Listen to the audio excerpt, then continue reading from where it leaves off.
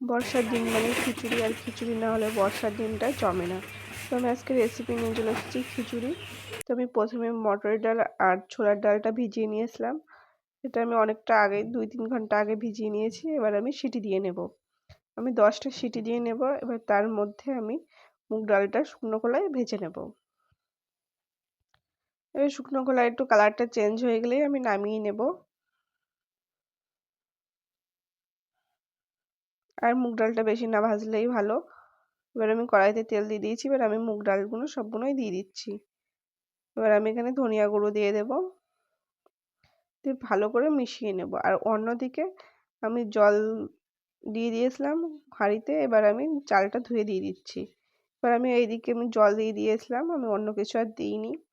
এবার পরিমাণ মতন হলুদ দিয়ে দিচ্ছি। এখানে শুকনো লঙ্কা দিয়ে দিয়েছিলাম।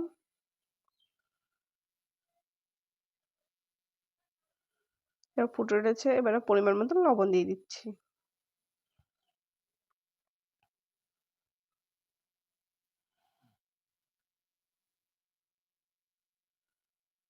এদিকে আমি কাঁচা লঙ্কা বাটা দিয়ে দিচ্ছি আর আদা বাটা দিয়ে দেবো। দিয়ে এটাকে আমি ভালো করে একটু ফুটিয়ে নেব। এদিকে আমার ভাতটা হতে থাকছে। এবার আমি ওই যে ডালটা দিয়েছিলাম, আমি এটা এবার দিয়ে দেবো এর মধ্যে। এবার আমি আলুগুলো দিয়ে এবার ফুটিয়ে নেব। ওর মধ্যে আমি মটরের ডাল আর ছোলার ডালটা যেটা দিয়েছিলাম সেটা আমি দিয়ে দিয়েছি।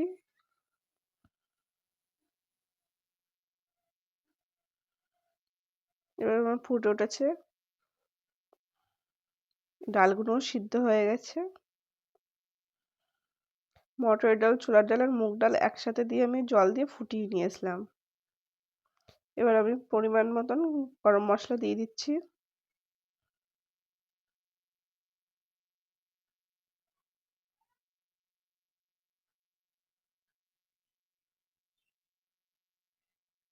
এবার আমি একটু ঘি দিয়ে দিচ্ছি।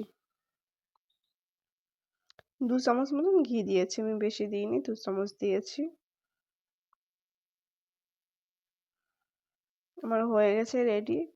তো ভালো লাগলে অবশ্যই লাইক, কমেন্ট, সাবস্ক্রাইবার করতে ভুলবে না। আর ফেসবুক থেকে দেখলে ফলো করতে ভুলবে না।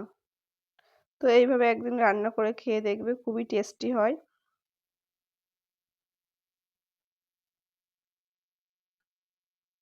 আর এটা একটু মানে ঝোল ঝোল রাখলে ভালো হয়, নাহলে পরে এঁটে যাবে, তখন আর খেতে ভালো লাগবে না।